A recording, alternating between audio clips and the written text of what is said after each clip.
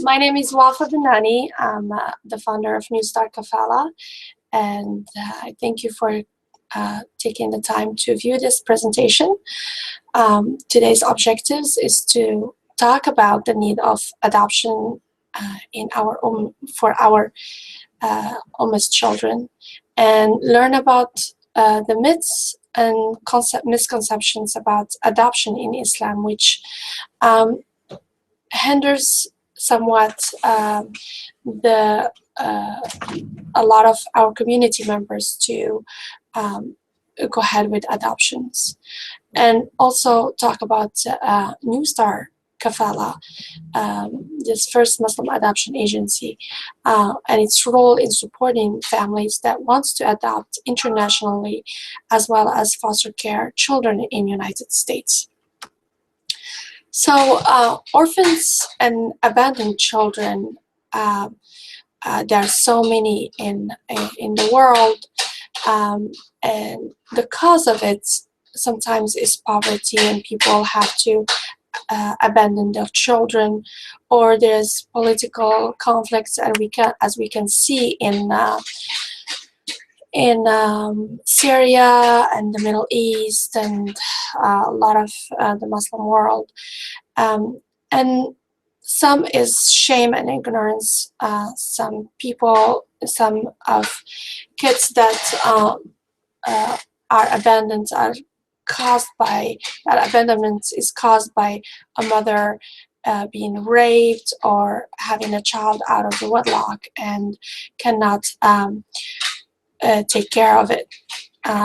So they abandon it either in the streets or take it to an orphanage or things like that. Domestic violence is one of the reasons for abandonment, or for the children in the system to be in the foster care system here in United States, and as well as internationally. That's one of the causes. So just to give you a statistic of one of the countries where I'm from, Morocco. This is a study that's been done by INSAF, which is an organization in Morocco. They found that 24 children are abandoned a day in Morocco. And most of these children end up in orphanages, and they're 80% of them end up in the streets, and 10% of those living in orphanages commit suicide. And you can see the statistic, how hard it is for these children to make it in life. Every child who lives in an orphanage, his IQ drops a point every year. So what is the solution, and how are we gonna solve this basically a problem that threatens our societies and our ummah? Clearly, orphanages are not the permanent solution for these children. They you can see the statistics. You know, if 80% end up in the streets, and what the street offers them, it's not a solution for them. So every child deserves to have a home with a family that models healthy relationships and support their physical, emotional, and spiritual growth. That can be done through either adoption, which is an immediate solution, or foster care also. That's also another one. But we need to solve the problem from its roots by prevention of these abandonments, and that's something that we as a community need to really work at it, and it's one of our objectives and mission as an organization, which is New Star Kafala. So let's talk about the myths and misconceptions that our community have that hinders this solution, this adoption to happen, which is some thinks that adoption is haram. Um, the adopted child cannot inherit from his parents. There's a mahram issue. There's the concept of halal and haram children. These are things that we um, that talked about in our community, and the we need clear picture of them and understanding. So is adoption haram? Some say the right thing is to foster care, which is kafala, which is true. But you know, adoption is if it's a closed adoption. Adoption has different meaning. Closed adoption, which you basically lie to the child that you is your biological child. You disguise his lineage. You don't tell him how he where he came from, um, and basically he cannot find his um, birth family if he chooses. But open adoption, which is you are truthful to the child and you support his curiosity and his need for knowing his lineage and his family, and you keep that lineage by keeping the name. If the lineage is really known, then that is what we call kafala in Islam. There's two words in Islam that's when we talk about adoption. There's tabanni, which is close adoption, which that's haram, and kafala, which is open adoption or foster care. You can call it foster care. Also, it's it's uh, it's halal and it's highly encouraged. Actually, the Messenger of Allah says that I and the caretaker of the orphan will enter paradise together like this, and raising by way of illustration his forefinger and middle finger jointly, leaving no space in between. We are close together with Nabi Sallallahu Alaihi Wasallam in Jannah, inshallah. So that is what an amazing reward for adoption. When it comes to inheritance, what is the purpose of inheritance? The purpose of inheritance is that a child has something that will be there for him in case to be able to survive after his parents passed away. The inheritance, as is in Islam, the child does not inherit as much as the biological child, but Allah has provided a third part of our inheritance to go to anyone we want. So the child that we adopt can have the 1/3 of the inheritance of the adoptive parents.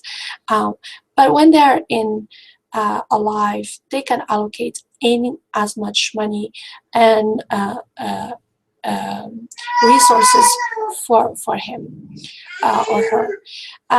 So it's important to have a trust or will that dictates that in order to comply with Sharia law, as well as protect the child. The mahram issue is a complex one, and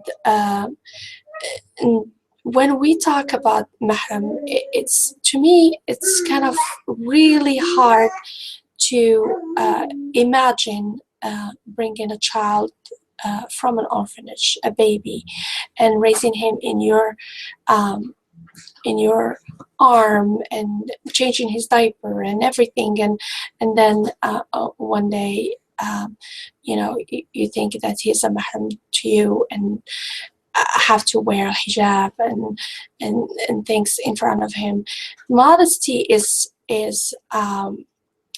highly encouraged in Islam, and uh, we observe modesty in all times. So this area needs uh, more clarification, more ijtihad, or um, work from our clerics, I'm sorry, our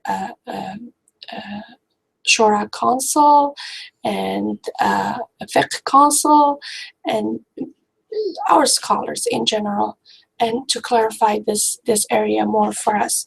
But for now, we understand and we know that a child must drink from the mother's milk and be the wet mother for this issue not to be present in within the family.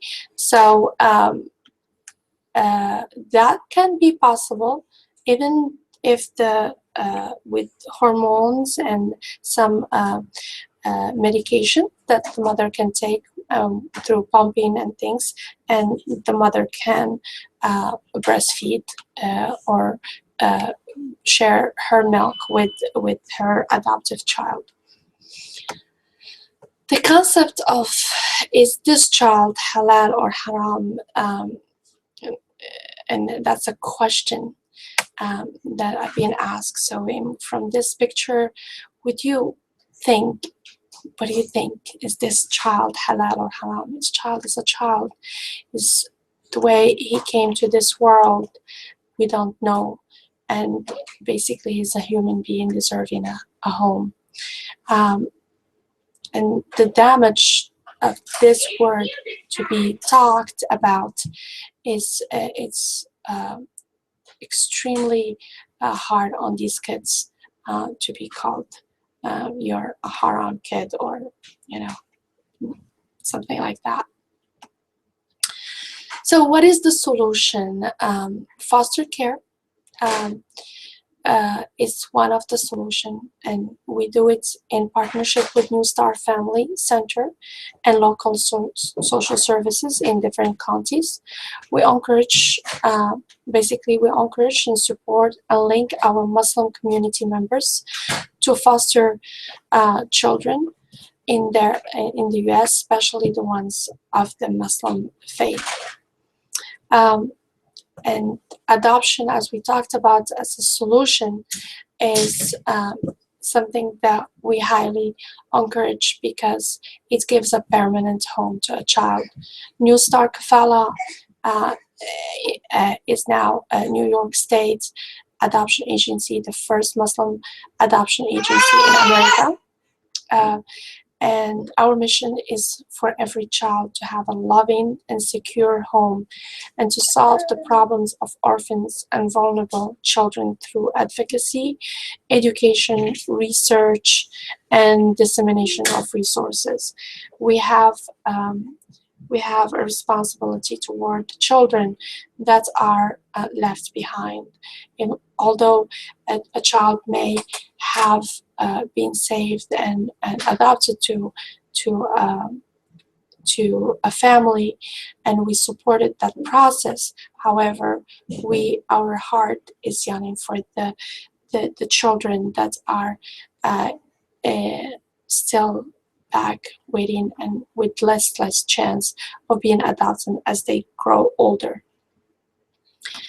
So steps to adopt, basically you call us and you apply with us to assist you through the process, and then you get the home study and the visa to get a child that you will adopt, child to adopt, and you go to Morocco. That's our Morocco is the program that takes less time to in country, which takes about 4 to 6 weeks to bring the child home and finish the process there. Pakistan is another program that we are working on opening and making it easier for families to go there. It takes longer in Pakistan, but a lot of Pakistani nationals, they prefer to go there, and they're willing to stay there for 3 to, or how long it will take for them to adopt. And this basically, when you come back, then you finalize your adoption in the US. This is how you can adopt, and this is how you can provide the immediate solution for these children.